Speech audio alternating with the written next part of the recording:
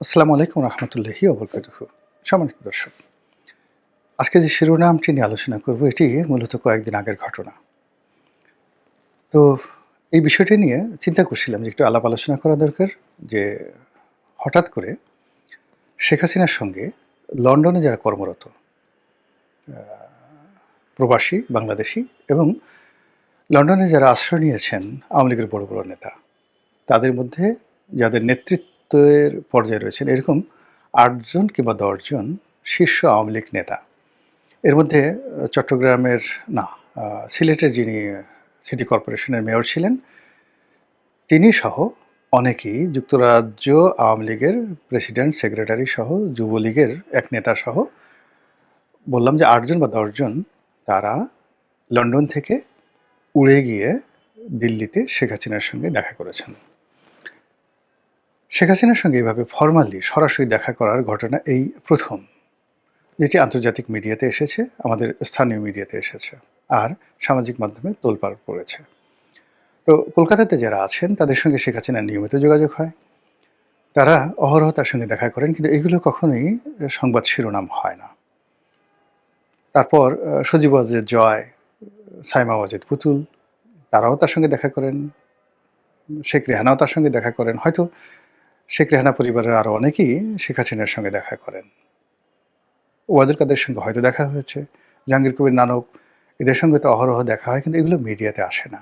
এই ঘটনাটি অর্থাৎ লন্ডন থেকে যে সকল নেতৃবৃন্দ, আওয়ামী লীগের নেতৃবৃন্দ এসে শেখ হাসিনার সঙ্গে দেখা করলেন, এটা ঘটা করে মানে পেপারে আসলো কেন? আর এই সময়টাতে লন্ডন আওয়ামী লীগের নেতৃবৃন্দ কেন তার সঙ্গে আসলেন? কেন লন্ডনের বিপরীতে নিউ ইয়র্ক আওয়ামী লীগ, তারা সেটা তো আরও শক্তিশালী, তারা কেন এলো না? কিংবা ধরুন জার্মানির বা অল ইউরোপীয়, যেটা অল ইউরোপীয় আওয়ামী লীগ রয়েছে, তারা কেন গেলেন না?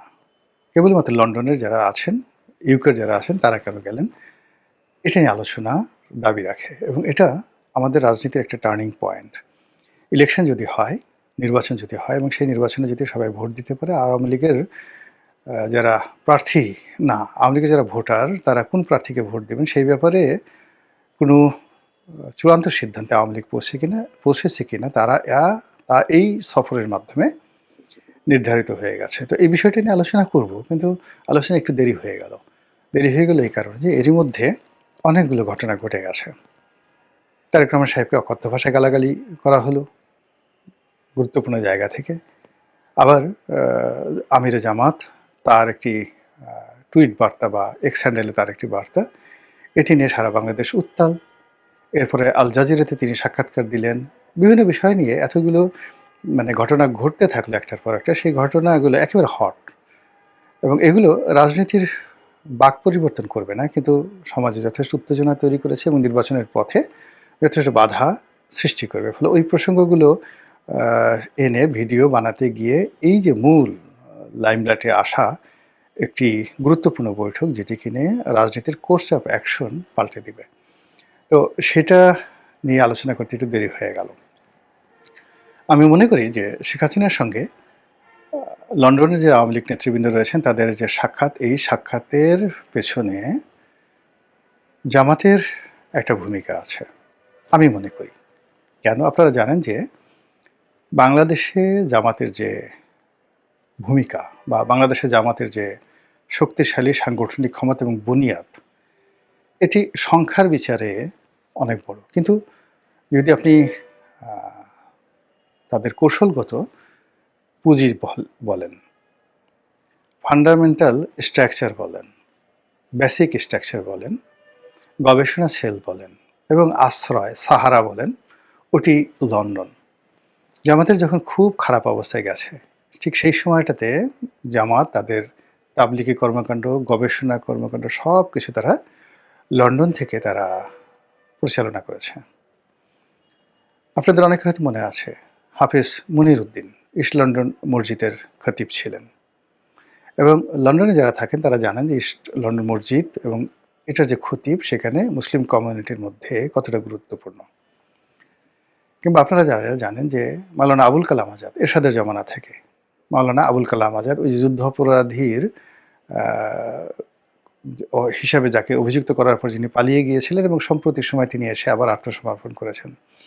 তো এই ভদ্রলোক মূলত জামাতের লোক, কিন্তু জামাতি বুদ্ধিজীবীর তকমা বাদ দিয়ে একজন ইসলামী স্কলার রূপে উনি এবং কামাল উদ্দিন জাফরি, এই দুজন মানুষ যেভাবে জামাতকে এগিয়ে নিয়েছিল ইন্টেলেকচুয়াল লেভেলে, পুরো এরশাদের জমানা, পুরো বিএনপির জমানাতে টেলিভিশন খুললেই আপনি দেখতে পারতেন কামাল উদ্দিন জাফরি এবং সেই মাওলানা আবুল কালাম আজাদ, এই দুজন। বাকি অন্যান্য যারা স্কলার তাদের তখনও তৈরি হয়নি। আর আমলাতন্ত্র এবং ইন্টেলেকচুয়াল লেভেলে পুরো জামাতি যে গ্রুপ, আজকের যে যা কিছু দেখেন, এদের ফাদার বলা হয় শাহ আব্দুল হান্নানকে। এবং সেই শাহ আব্দুল হান্নান যখন বাংলাদেশ ব্যাংকের ডেপুটি গভর্নর ছিলেন এরশাদ জামানাতে, তখন থেকে তিনি জামাতকে অর্গানাইজ করছেন পুরো আমলাতন্ত্রের মধ্যে। বোঝার চেষ্টা করুন। তো সেই শাহ আব্দুল হান্নান এরশাদ জামানা থেকে আমলাতন্ত্রে, মিডিয়ার যে জগৎ এবং ইসলামী প্রচার এবং প্রোপাগান্ডাতে বাংলাদেশে একদিকে সেই কামাল উদ্দিন জাফরি আর অন্যদিকে মাওলানা আবুল কালাম আজাদ ইন্টেলেকচুয়াল লেভেলে। আর মাঠে ময়দানে তারা দেলোয়ার হোসেন সাঈদীকে এখন যেভাবে তারা সেই মিজানুর রহমান আজহারিকে ব্যবহার করছেন, তখন দেলোয়ার হোসেন সাঈদীকে তারা ব্যবহার করেছেন। এবং সাঈদী সাহেব সেই ডিবির অফিসে ইন্টারোগেশনে যে কথাগুলো বলেছেন, আমি এগুলো বলতে পারবো না, আই নো ইট। এনিওয়ে, তো করে তারা আগে ইসলাম, আজকে তাদের যে প্ল্যাটফর্মগুলো তৈরি হয়েছে, সেই প্ল্যাটফর্মগুলো তারা তৈরি করেছেন পথে ঘাটে মাঠে এরশাদের জমানা থেকে। আর এই পুরো জিনিসগুলো বিভিন্ন অর্গানাইজেশনের মাধ্যমে, সংগঠনের মাধ্যমে তারা পরিচালনা করতেন লন্ডন থেকে। সেখানে হাফিজ মনির উদ্দিন, তিনি দেলোয়ার হোসেন সাঈদী সাহেবের বিআই, কামাল উদ্দিন জাফরি দেলোয়ার হোসেন সাঈদী সাহেবের বিআই। পারিবারিক বন্ধন দিয়ে সব দিয়ে, মানে জামাত যে অর্গানাইজটা লন্ডন থেকে করেছেন, তার প্রেক্ষিতে আজকের জামাত এই জায়গাতে এসে পৌঁছে গেছেন। এখনও যদি ভবিষ্যতে জামাতের বিপদ আসে, তাকে আবার সেই লন্ডনমুখী হতে হবে। তো সেই লন্ডনে তাদের বিভিন্ন এজেন্ট রয়েছে, গুপ্ত এজেন্ট রয়েছে। সেই গুপ্ত এজেন্টরা অবাধে তারেক রহমান সাহেবের চারিদিকে ছিলেন, এখনও আছেন। এবং এদের অনুমতি নিয়ে মির্জা ফখরুল সাহেবকে, আব্দুল আল মিন্টু সাহেবকে, এদের অনুমতি নিয়ে রুহুল কবির রিজভী সাহেবকে তারেক রহমান সাহেবের দরবারে হাজির হতে হতো, বা এখনো হচ্ছে। এবং এরা কারা বলতে পারবেন না, আপনি বলতে পারবেন না। তো এটা মানে এই যে সন্দেহটা আমি ধরাই দিলাম, সেই সন্দেহটা স্বয়ং বিএনপির শীর্ষ পর্যায়ের নেতৃত্ব ইনক্লুডিং তারেক রহমান সাহেবের মধ্যে আছে, এবং এই বিনয়টা তারা তৈরি করেছে লন্ডনে।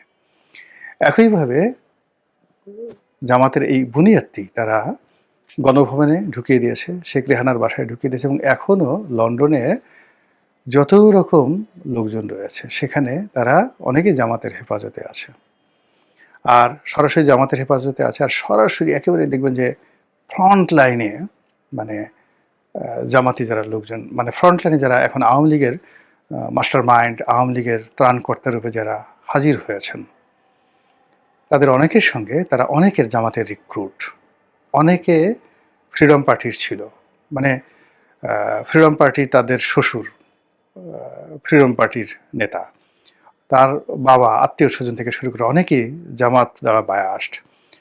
তারা নিজেরা ছাত্র শিবির করছে সারা জীবন, এবং শেখ হাসিনাকে সারা জীবন গালাগালি করেছে, জয়কে পাগল মাগল ছাগল বলে অস্থির করে ফেলেছে, শেখ রেহানার পরিবার সম্পর্কে তুচ্ছ তাচ্ছিল্য করে যে সমস্ত লোকজন ফাটিয়ে ফেলেছে ছাত্র জীবনে, তারা এখন আওয়ামী লীগের সরাসরি শেখ হাসিনার সঙ্গে যোগাযোগ করে। শেখ হাসিনা তাদেরকে টেলিফোন করে নাকি, তারা বলে যে শেখ হাসিনা তাদেরকে সরাসরি টেলিফোন করে, আর তারাও নাকি শেখ হাসিনাকে টেলিফোন করে। এই সমস্ত লোক 100% গুপ্ত সংগঠনের সাথে জড়িত। এটা শেখ হাসিনার সব লোক জানে, বিএনপির সব লোক জানে যে তাদের মধ্যে গুপ্ত সংগঠনের লোক আছে, কিন্তু তাদেরকে ধরা যাচ্ছে না। তো এই যে গুপ্ত সংগঠনের যে লোকগুলো প্লাস জামাতের যেগুলো প্রকাশ্য নেতৃবৃন্দ রয়েছেন, তারা সবাই মিলে এখন তো আওয়ামী লীগের সবচেয়ে বড় মেলাটি রয়েছে, নিউক্লিয়াসটি রয়েছে লন্ডনে। শেখ রেহানার পরিবার এবং আওয়ামী লীগের প্রায় বেশিরভাগ শীর্ষ নেতৃবৃন্দ তারা এখন লন্ডনে নিরাপদ আছেন। তো তাদের মাধ্যমে জামাতের সঙ্গে যদি আওয়ামী লীগের একটা সমঝোতা হয়, আবার আমি বলছি এটা কিন্তু আমার প্রেডিকশন পার্সোনালি, এটা যুক্তি বলে, এটা খুবই স্বাভাবিক। দ্বিতীয়ত যে জামাতেরই একটা অভ্যাস আছে যে আ আপনি যখন ক্রাইসিস মোমেন্টে তখন তারা আপনার সামনে সাহারা রূপে বা আশ্রয়দাতা রূপে হাজির হবে। তো সেক্ষেত্রে এখন লন্ডনে যেহেতু তাদের সবচেয়ে বড় এস্টাবলিশমেন্ট, তাদের লয়ার রয়েছে, তাদের টাকা আছে, তাদের বাড়ি আছে, আত্মীয় আছে, স্বজন আছে, সিলটি লোক আছে, আরও অনেক কিছু আছে। তো সেগুলো দিয়ে তারা আওয়ামী লীগের যারা লোকজন তাদের মনোরঞ্জন করে ফেলেছে, তাদের হৃদয় জয় করে ফেলেছে। অন্যদিকে বাংলাদেশে এই যে মামলাগুলো হয়েছে, যত গায়েবী মামলা হয়েছে, যত হত্যা মামলা হয়েছে, যত সন্ত্রাস দমন আইনে মামলা হয়েছে, সব মামলাই কিন্তু বিএনপির লোকজন করেছে। ৩০০, ৪০০, ৫০০ এবং এই মামলা নিয়ে যে বাণিজ্য হয়েছে এবং এখনও এই মামলা নিয়ে যে বাণিজ্য হচ্ছে এর সঙ্গে জামাত জড়িত না।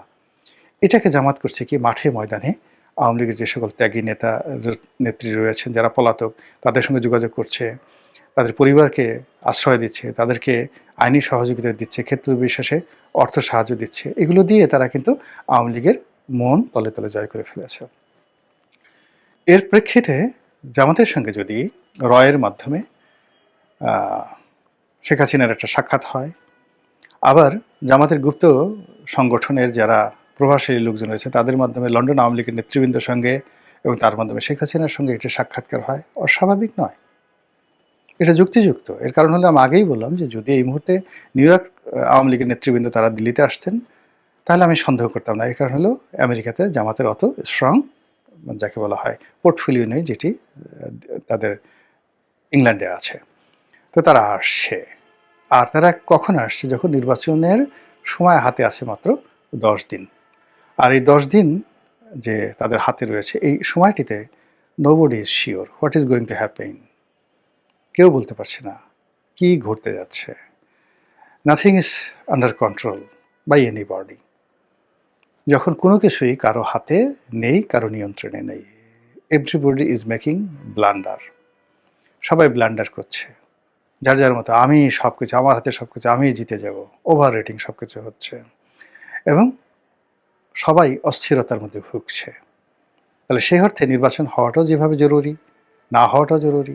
নির্বাচন হতেও পারে, নাও হতে পারে, হলেও ভালো হবে, না হলেও ভালো হবে। মানে কোনো একটা জিনিসে আপনি স্থির থাকতে পারছেন না। কেউ একটা সিদ্ধান্ত নিয়ে শতভাগ দৃঢ়তা নিয়ে বাংলাদেশের একটা সিঙ্গেল লোক এই মুহূর্তে যে সকল বিষয় নিয়ে বিতর্ক হচ্ছে সেই বিতর্কের একটা বিষয়ে কনক্লুশনে আসা যাচ্ছে না, উপসংহারে আসা যাচ্ছে না। কাজেই আওয়ামী লীগের লোকজন তারা এই নির্বাচন বানচালের জন্য চেষ্টা করছে। আবার এই নির্বাচন যদি হয়ে যায় তাহলে তাদের ভূমিকা কি হবে এটা নিয়েও তারা একটা মাস্টার প্ল্যান করে ফেলেছে। এই নির্বাচনকে বানচাল করার জন্য, প্রশ্নবিদ্ধ করার জন্য কী চক্রান্ত করা যায় তাও তারা করছে। আবার নির্বাচন যদি সত্যিকার অর্থে ভোট দেওয়ার ক্ষমতা হয় সেক্ষেত্রে আওয়ামী লীগের যেখানে জামাতের প্রার্থীকে ভোট দিলে জামাতের প্রার্থী নির্ঘাত জয়লাভ করবে, নির্ঘাত জয়লাভ করবে এবং সেই সকল এলাকাতে জামাত যদি জয়লাভ করে তাহলে আওয়ামী লীগের যারা নেতাকর্মী তাদের বিপদে পড়তে হবে না। কিছু কিছু এলাকা রয়েছে বিএনপির একদম ব্রুট মেজরিটি রয়েছে, যেমন ফেনীতে রয়েছে, বগুড়াতে রয়েছে, সেখানে আওয়ামী লীগের লোকজন নড়াচড়া করতে গেলেই মার খাবে। কিন্তু এমন অনেক এলাকা রয়েছে যেখানে আওয়ামী লীগের ভোট যদি জামাতের সঙ্গে পড়ে তাহলে নির্ঘাত সেখানে জামাতের প্রার্থী বিজয়ী হবে। আমি জাস্ট একটা ছোট্ট উদাহরণ দিই। আমার নির্বাচনী এলাকা যেখানে জামাতের ভোট রয়েছে সাকুল্যে 30,000, not more than that.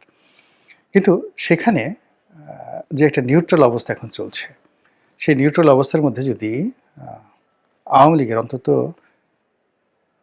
15% vote, Awami লীগের ওই এলাকাতে যত ভোট রয়েছে তার 15% ভোট যদি জামাত প্রার্থীর পক্ষে পড়ে জামাত জিতে যাবে। কাজেই জামাত প্রার্থী আওয়ামী লীগের ভোটারদের রাজি খুশি করার জন্য দেখা হলে তাদের পা ধরবে, সব কিছু করবে। সেই কাজগুলো বাংলাদেশের সব জায়গাতে হচ্ছে এবং গলাচিপে দশমিনাতে আওয়ামী লীগের ভোটাররা যদি জামাতকে ভোট দেয় তাহলে সেখানে তাদের উপর সন্ত্রাস করার মতো ওখানে শক্তি নেই। এর কারণ হলো ওখানে বিএনপির যিনি সম্ভাব্য প্রার্থী ছিলেন জনাব হাসান মামুন, হি ওয়াজ মোস্ট লিবারেল। এরকম সন্ত্রাস মারামারি কাটাকাটি করার মতো লোক তিনি নন। তো যেহেতু তিনি বিদ্রোহী প্রার্থী হয়েছেন, আর অন্যদিকে নুরুল হক নুরু সেখানে তাকে বিএনপি মনোনয়ন দিয়েছেন, মূল সংগঠনের সাথে তার যেহেতু ওরকম সম্পর্ক নেই, কাজেই তিনি তার যে সাংগঠনিক ক্ষমতা দিয়ে তিনি আওয়ামী লীগের লোকদের উপর যে জুলুম করবেন, অত্যাচার করবেন এটা সম্ভব হচ্ছে না। ফলে ওখানে আওয়ামী লীগের লোকজন কৌশলগতভাবে বেটার পজিশনে আছে এবং ওখানকার ফলাফল পাল্টে দিতে পারে। একই ঘটনা পার্শ্ববর্তী কুয়াকাটাতে, একই ঘটনা পটুয়াখালী সদরে। একই ঘটনা বাউফলে, একই অবস্থা বাউফলে। মানে পটুয়াখালীর ৪ টা সিটি, মানে এখানে যদি আওয়ামী লীগের ভোটাররা মুভ করে, তারা নিরাপদে যেকোনো প্রার্থীর পক্ষে মুভ করে সেখানে সেই প্রার্থীকে জয়লাভ করে দিতে পারে। তো সেক্ষেত্রে জামাত যদি নীতিগতভাবে সেন্ট্রাল কমান্ডের মাধ্যমে শেখ হাসিনা একটা গ্রিন সিগন্যাল আনার চেষ্টা করে, আপনি কি এটাকে অস্বাভাবিক বলবেন? আর শেখ হাসিনা যদি এই ক্ষেত্রে তার সিদ্ধান্ত দিয়ে দেন, সেটা কি চাণক্য নীতি বলবেন না?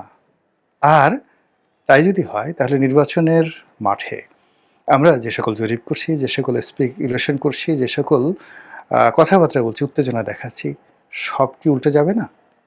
আল্লাহ ভালো জানেন। আসসালামু আলাইকুম ওয়া রাহমাতুল্লাহি ওয়া বারাকাতুহু।